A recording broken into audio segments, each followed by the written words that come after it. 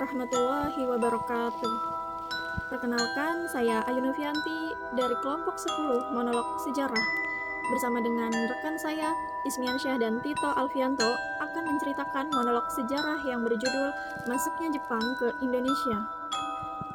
Jepang merupakan negara kedua yang menjajah Indonesia setelah Belanda. Pada masa penjajahan Jepang, kebijakan yang diberikan Jepang untuk Indonesia sangat kejam dan membuat rakyat menderita. Pada tanggal 7 Desember 1941, secara mendadak Jepang menyerang Pearl Harbor dan merupakan pangkalan Angkatan Laut Amerika Serikat di Hawaii. Serangan tersebut merupakan upaya Jepang untuk membangun suatu imperium di Asia dengan mengobarkan Perang Asia di Pasifik. Kemudian, Amerika menyatakan perang kepada Jepang dan membantu pasukan sekutu Eropa. Jepang juga menyerbu Indonesia dengan mendarat di Tarakan, Kalimantan Timur, pada 11 Januari 1942. Kedatangan Jepang ini membuat pihak Belanda merasa terancam, karena beberapa daerah Indonesia berhasil Jepang rebut kekuasaannya. Kemudian pihak Belanda, yaitu Gubernur Jenderal A.W.L. Tharja van Scharnborg-Stauer, mengaku menyerah tanpa syarat kepada Jepang lewat perjanjian Kalijati pada 8 Maret 1942. Sejak itu, Indonesia dikuasai oleh Jepang dan penjajahan Belanda berakhir. Masuknya Jepang ke Indonesia ini sangat-sangat membuat rakyat Indonesia menderita lebih dari penderitaan yang diberikan oleh Belanda. Kami akan menceritakan bagaimana tujuan kedatangan Jepang hingga kependudukan Jepang di Indonesia yang sangat-sangat merugikan rakyat Indonesia. Jepang pun datang dengan beberapa tujuannya. Menjadikan Indonesia sebagai penghasil bahan mentah dan penghasil bahan industri. Menjadikan Indonesia sebagai tempat pemasaran industri Jepang karena masyarakat Indonesia sangat banyak. Menjadikan Indonesia sebagai penghasil buruh dengan upah yang sangat minim. Awal kedatangannya pun Jepang menebarkan beberapa janji-janji propaganda agar menarik perhatian masyarakat Indonesia kala itu. Jepang mengaku sebagai saudara tertua, padahal tidak demikian.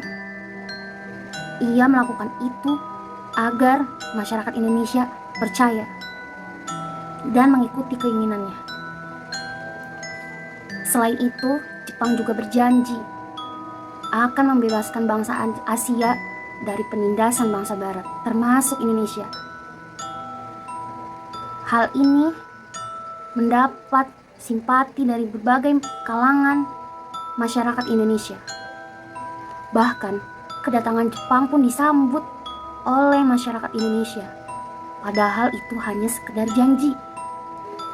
Jepang memperkenalkan semboyan yang dibuatnya, yaitu sebagai gerakan 3A yang berbunyi Jepang sebagai pemimpin Asia, Jepang sebagai pelindung Asia, dan Jepang sebagai cahaya Asia. Jepang juga menjanjikan kepada masyarakat Indonesia kemudahan bagi Indonesia melakukan beberapa kegiatan, seperti janji menunaikan ibadah haji, seperti menjual barang-barang dengan harga murah yang disebut dengan politik dumping. Pada awal kedatangannya, Jepang berhasil menarik simpati dan dukungan masyarakat Indonesia karena berjanji akan memperbolehkan Indonesia mengibarkan benderanya bersama dengan bendera Jepang. Indonesia pun diperbolehkan menyanyikan lagu Indonesia Raya bersama dengan lagu Jepang.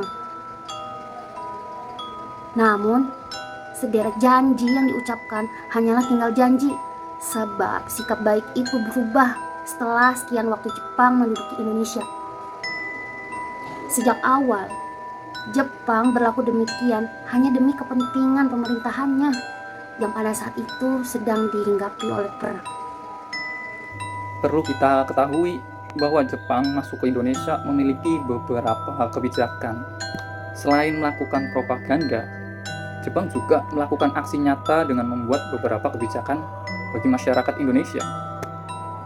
Selain itu, Jepang juga membentuk badan kerjasama untuk membujuk rakyat Indonesia.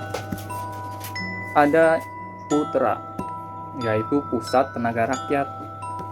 Badan ini bertujuan untuk membujuk kaum nasionalis dan intelektual agar memberi tenaga untuk mengabdi kepada Jepang. Yang kedua, Jawa Hokai atau biasa kita kenal Himpunan Kebangkitan Jawa.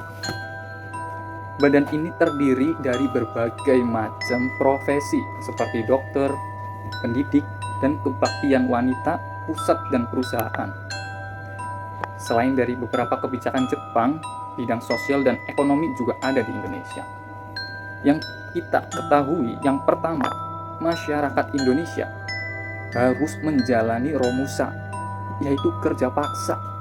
Romusa ini bahkan sampai memakan banyak korban jiwa akibat kekejaman Jepang yang dilakukan oleh masyarakat Indonesia. Yang kedua, pemerintah Jepang juga melarang penggunaan bahasa Belanda dan diganti dengan bahasa Jepang.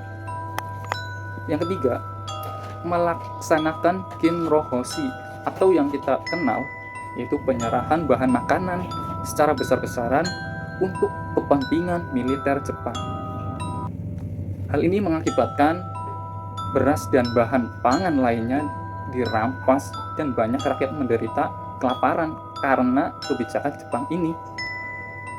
Selain itu, yang keempat, Jepang melakukan Jugun Lanfu. Jugun Lanfu itu memperkerjakan para gadis sebagai wanita penghibur untuk pemuas nafsu militer Jepang. Para gadis tersebut ditipu, akan disekolahkan. Namun yang terjadi tidak seperti itu.